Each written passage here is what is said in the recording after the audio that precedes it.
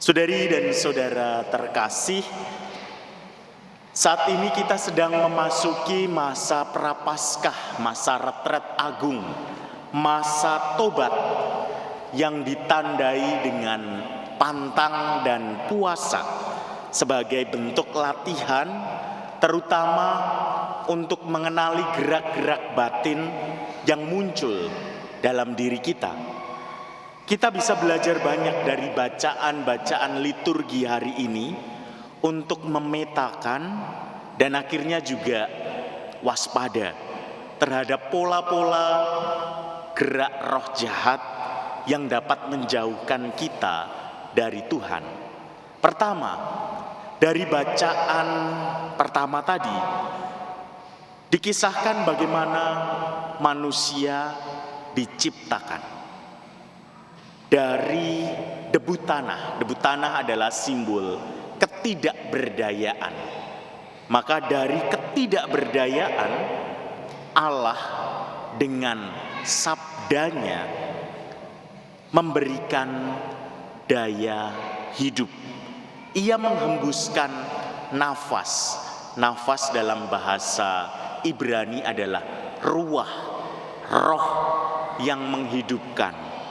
Artinya manusia yang awal mulanya tidak berdaya menjadi berarti karena sabda dan roh Allah.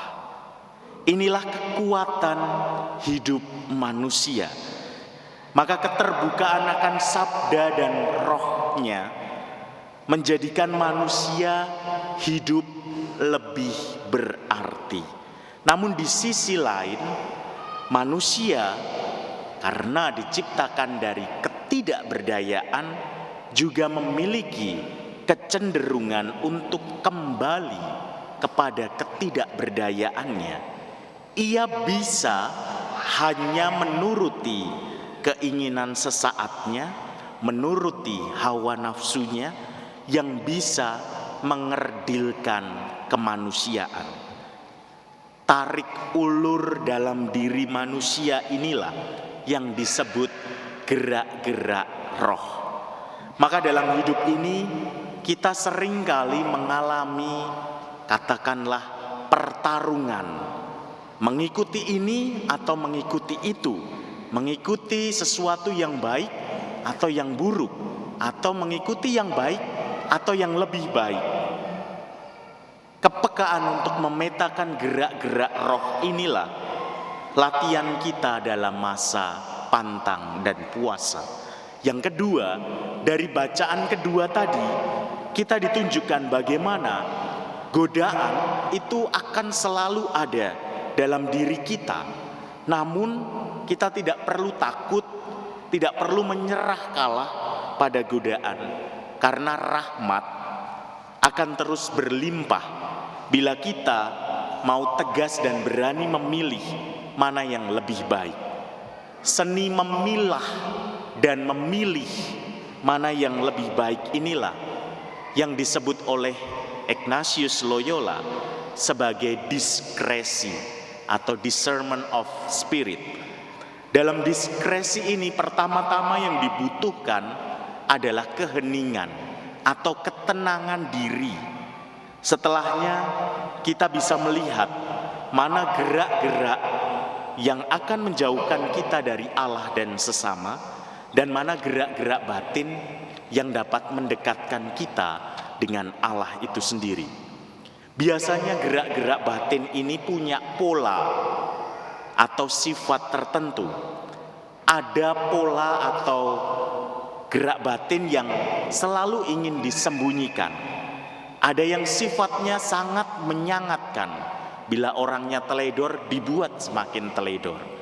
Bila orangnya itu terlalu teliti, dibuat semakin teliti, dan ketika sedikit tidak teliti, merasa bingung, merasa ada sesuatu yang kurang. Ada gerak juga yang menyerang pada titik lemah diri manusia. Ketika orangnya lemah di bidang misalnya malas, dibuat semakin malas. dan lain-lain. Intinya, setiap dari kita memiliki kecenderungan diri, kecenderungan negatif.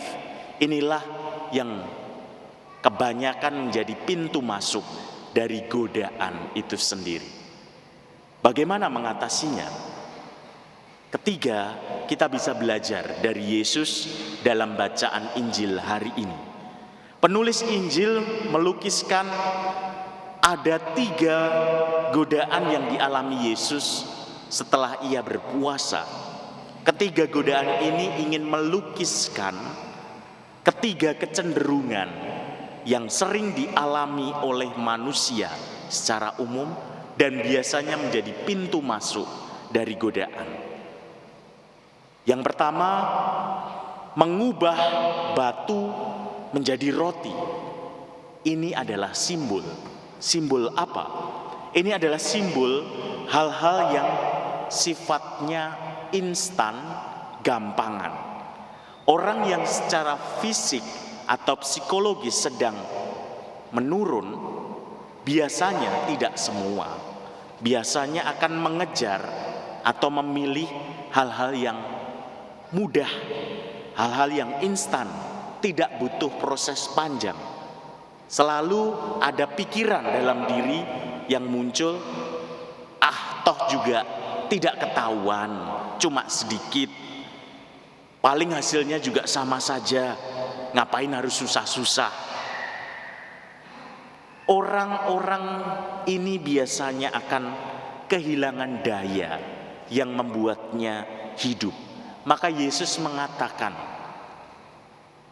manusia hidup bukan hanya dari roti saja, tetapi dari sabda Allah. Artinya apa?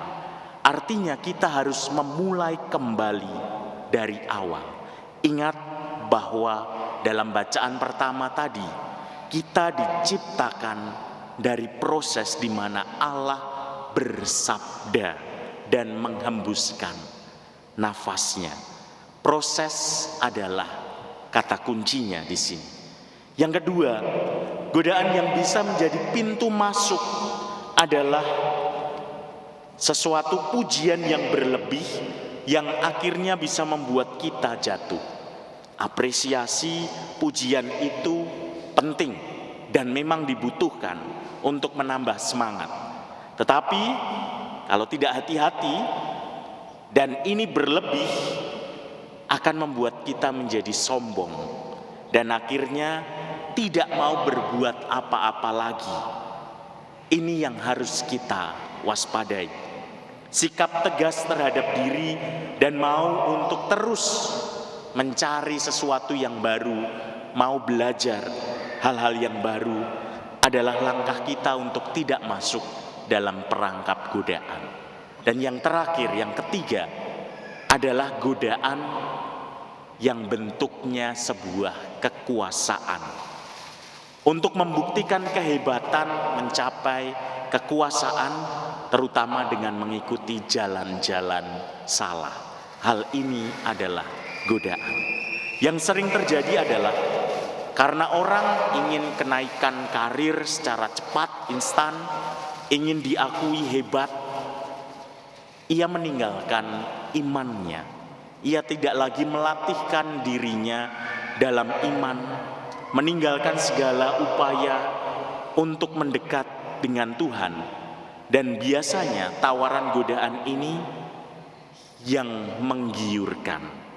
Kita diingatkan Yesus untuk secara tegas menolak godaan yang sifatnya menggiurkan dan sementara itu.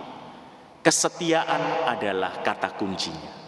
Saudari dan saudara terkasih, mari kita dalam masa Prapaskah ini kita latihkan untuk memetakan gerak-gerak batin dalam diri kita dan melihat apa saja yang menjadi pola-pola godaan.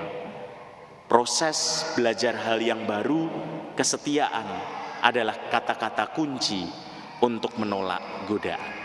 Mari kita mohon rahmat dari Allah agar kita pun semakin bisa menghayati hidup kita yang adalah rahmat. Kemuliaan kepada Bapa dan Putra dan Roh Kudus. Seperti pada permulaan, sekarang, selalu, dan sepanjang segala abad.